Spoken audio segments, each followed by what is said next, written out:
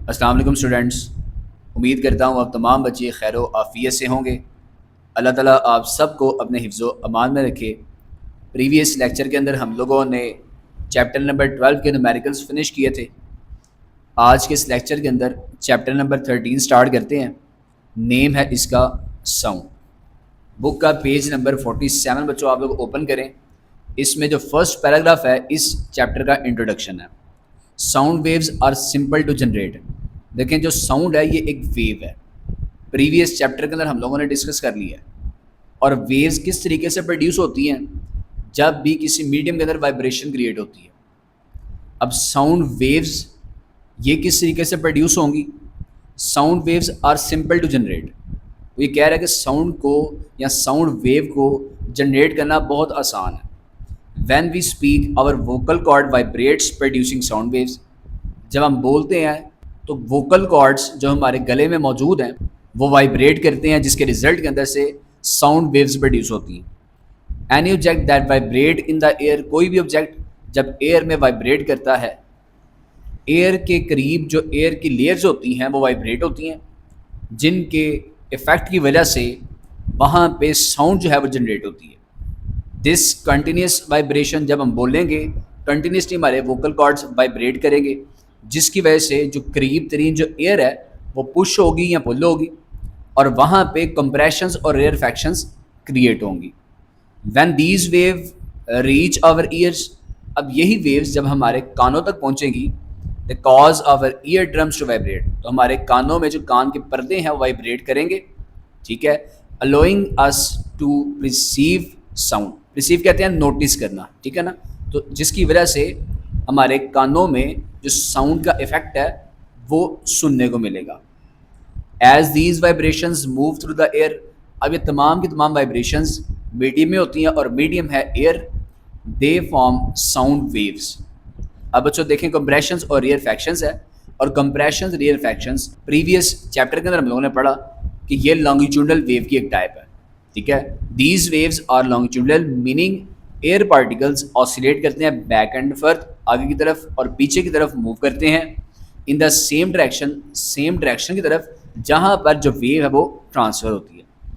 The speed at which the sound wave travel, अब speed जो है साउंड वेव की ट्रैवल करने की एयर के अंदर वो है अप्रॉक्सीमेटली 330 to 350 मीटर पर सेकेंड। अब बच्चों टॉपिक यहाँ पे स्टार्ट करते हैं हम लोग 13.1 production and propagation of sound. तो यहाँ पे आप फर्स्ट क्वेश्चन नोट कर सकते हैं, हाउ साउंड इज प्रोड्यूस। ठीक है, तो यहाँ पे हम लोगों ने पढ़ भी लिया है कि साउंड किस तरीके से प्रोड्यूस होती है, वाइब्रेशन वैसे। Sound is produce by vibrating objects. When an object vibrate it makes the air around it to vibrate as well. These vibrations travel to our ears, हमारे कानों तक पहुँचती हैं, and create sensation of sound. अब इसकी आप एक example भी साथ में ऐड कर लें। In a guitar the sound is produced when its strings vibrate, जब उसकी तारों को वाइब्रेट करते हैं उसके रिजल्ट की वजह से साउंड जो है वो प्रोड्यूस होती है। ठीक है बच्चों, इस टॉपिक में से आपको ये शॉर्ट क्वेश्चन आ सकते हैं, और ये मल्टीपल एग्जाम्पल्स है, आप एक ही इसमें लिख सकते हैं। आफ्टर दैट एक्टिविटी की तरफ चलते हैं 13.1। ये लॉन्ग क्वेश्चन के लिए आ सकती है, how sound can be produced. तो ये लॉन्ग क्वेश्चन के अंदर आप लोग 13.1 एक्टिविटी लिखेंगे। In school laboratories tuning fork is use to produce a specific sound.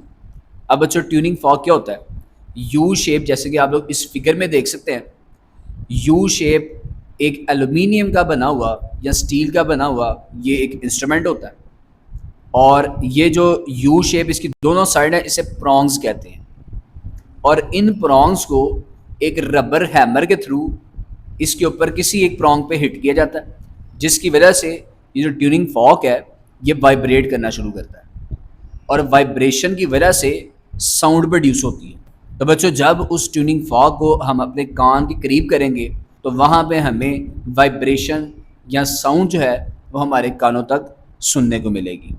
तो in school laboratories tuning fork is use to produce a specific sound. उसी तरीके से आगे उसने कहा, when a rubber hammer is stuck with the tuning fork it begins to vibrate, vibrate करना शुरू करता है by bringing it close to our ear, जब हम इसे अपने कान के करीब करेंगे तो हमें साउंड जो है वो प्रोड्यूस हुई महसूस हो। इससे आगे पेज नंबर 48 के ऊपर अब किस तरीके से हम लोग ऑब्जर्व कर सकते हैं कि ये ट्यूनिंग फॉर्क है ये वाइब्रेट कर रहा है। अगर एक थ्रेड को एक बॉल के साथ अटैच कर दिया जाए और एक एंड से उसे फिक्स करते हैं, अब वही जो ट्यूनिंग फॉर्क जब उसे हैमर के साथ स्ट्राइक किया तो वाइब्रेट कर रहा था, ठीक है। उसे इस बॉल के साथ जब अटैच करेंगे तो ये जो बॉल है, चूंकि ये वाइब्रेट करेगा ना, इस बॉल के ऊपर फोर्स लगाएगा जिसकी वजह से जो बॉल है यहाँ पे मूव करेगी। ये इस चीज़ के ऊपर एविडेंस है कि जो ट्यूनिंग फॉर्क है ये वाइब्रेट कर रहा है। अब ये यहाँ पे यही लिखा हुआ है, we can also observe the vibration of tuning fork by vibrating one of its prong. एक प्रॉन्ग के ऊपर जब उसको स्ट्राइक करेंगे तो वाइब्रेट करेगा। Contact with the small table tennis, अब वही जो वाइब्रेट हुआ ट्यूनिंग फॉर्क है उसे हम स्मॉल टेबल टेनिस के साथ इन कॉन्टैक्ट में लेके आएंगे। When the vibrating prong touchings the ball, जब ये वाइब्रेटिंग प्रॉन्ग इस बॉल को टच करेगी तो बॉल जो है वो मूव करेगी, showing the presence of vibration, जो इस रिजल्ट के ऊपर हमें एविडेंस प्रोवाइड कर रहा है कि जो ट्यूनिंग फॉर्क है वो वाइब्रेट कर रहा है। Similarly if we place the tuning fork into a glass of water, अगर एक पानी के ग्लास के अंदर उसी ट्यूनिंग फॉर्क को रख दिया जाए, उस पानी के ग्लास के अंदर वेव्स प्रोड्यूस होंगी।